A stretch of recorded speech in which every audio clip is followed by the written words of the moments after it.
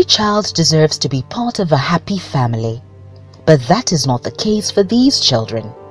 Instead, they need to be rescued from their families and communities who would have otherwise killed them. Why? Because they are considered a curse. We are here at the Vine Heritage Homes in Kuje, Abuja. And this is a place that is a refuge for children who have been abandoned by their families. Children who are either a taboo to their families or to their culture. Children who are not accepted by their communities. This is the place they are brought to and fostered. It's not an orphanage, but a fostering home. At this moment, we're going to talk to the person who has been in charge of this place. In fact, he is a missionary with a different assignment, but now he has found himself taking care of children who have been abandoned by their parents. I'm talking about Mr. Segun Olushola. So, Mr. Olushola, explain to us the circumstances that bring these children to you, or how you find them, or those practices that lead these children to you. Yes, for twins or multiple birth children, since their community don't accept them, when we first heard about it, there are two things they do. One, if they are twins or triplets, you can see in the house here we have triplets, we have several twins. If they are multiple birth children, in their community, the first thing that the nursing mother will not breastfeed them. When they give birth to them, the nursing mother, the mother that gave birth to them will not breastfeed them. That's one. Two, after a while, they will give them poisonous drink. They have a combination of herbal roots that they put together. They give them to drink, and this herbal root does not kill immediately. It's a gradual killer that causes multiple organ failure. You see them literally drying gradually until they die. But if is a child who loses his mother, what they do is that child, when they want to bury the mother, usually they put the living child on the chest of the mother and bury together. And then, in some cases, the children could be covered with calabash to deny them of oxygen. They'll choke to death. For albinos, because of their skin, they believe that they are not normal. Something is strange about them, so they won't allow them to live. They won't allow them to live. They can be poisoned, they can be covered with calabash to deny them of oxygen. The same goes for children who are born with deformities. You know, they won't allow them to live. And strangely, in the case of the child with upper tooth, they believe such child are abomination to the community. I don't understand. What do you mean by upper tooth? You know, normally 1 out of every 10 children, when they are growing up, normally when children bring their first tooth, it will come from down. Yes. But in some cases, we have some children who grow the upper tooth first. In Yoruba land, where I came from, the myth about them is that they are strange. Their tongues are powerful. Because of that upper tooth, now if they curse you, nobody can reverse it. If they bless you, nobody. We don't kill them, but we fear them somehow. We don't want to offend them so that they won't curse. But here, their own belief is that they are too powerful. They should not live. We just want to dispose them, and they kill them. Could you please mention to us these communities where you get these children, the areas that, you know, these children are abomination and you have to pick them from? Well, like I told you, there are over 50 of them, numbering about 54. You have somewhere like Bari is in Abuja area council. You mention places like Bangede, under Kwale area council, Beregi, under Kwale area council.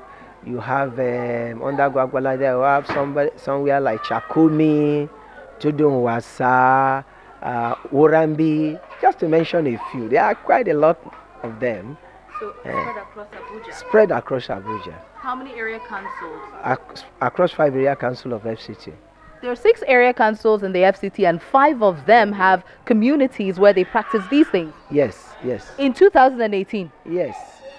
The Vine Heritage Home not only provides for the basic needs of these children, but also educates them. Segun and his staff have for over 30 years committed their lives to caring for these children. While it is unimaginable what these children may have been through in their short lifespans, they are however very resilient, lively, and seem quite happy. What is your name? Deborah. Deborah. Your name? Comfort. Comfort. Your name? Baby. What? Mabel. Mabel. Your name? Blessing. Blessing. Your name? Priscilla. Priscilla. So how old are you? 9. 9. 11. 11. 7. 7. 8. 8. 8.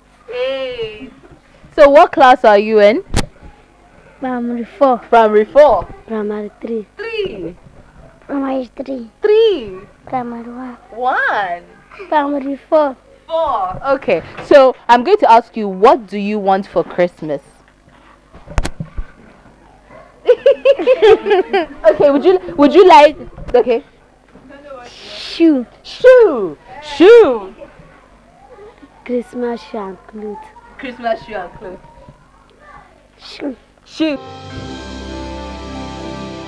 There are over 150 children at the Vine Heritage Home.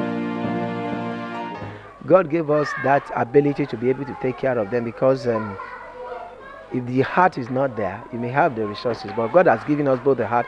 But the funding has largely come from good-hearted Nigerians, basically from Nigerians, from churches, even Muslims.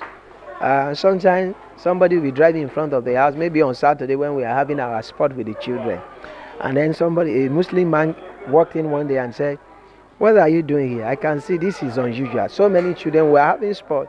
What do you do?" So I had to introduce what we do to him. Say, "Can I bring some things?" I said, "You are welcome." The next day, he brought some gifts for the children. So this is how we have been sustained over the year. Individuals coming to celebrate their birthday so as to tell others about the story. And then they come and they bring their friends. Instead of a young boy marked his, I think, 6th or 7th birthday yesterday.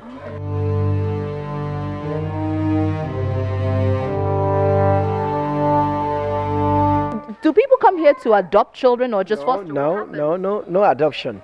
Our reason for not giving out the children for adoption is that we are trying, as we save the children, to also make sure that God help us because when to survive and live normally as other children live, we help to change their mindset. It's a world view.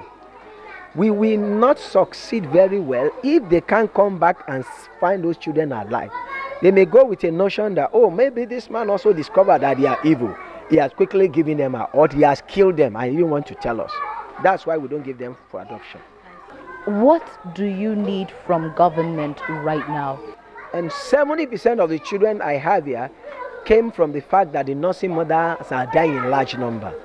Maternal mortality in those communities are very high. And the mother dies, they accuse the children of being responsible for the death of their mother. Now, whatsoever can tackle maternal health, prenatal and postnatal care is very important in this. Like I usually say to people, if we can solve the maternal health problem of women in the rural area of FCT, you have solved my problem more than 70%. We'll now be talking about other practices. And then for women in Nigeria, a lot of things to be done. The children, they come in at tender age as babies. They don't suck breast milk. You need to buy infant formula from day one until they begin to eat solid food. They need food stuff, they need clothing, they need education. And all this are paid for. I have workers that are paid for. I don't own a salary from anywhere. Nobody pays my salary.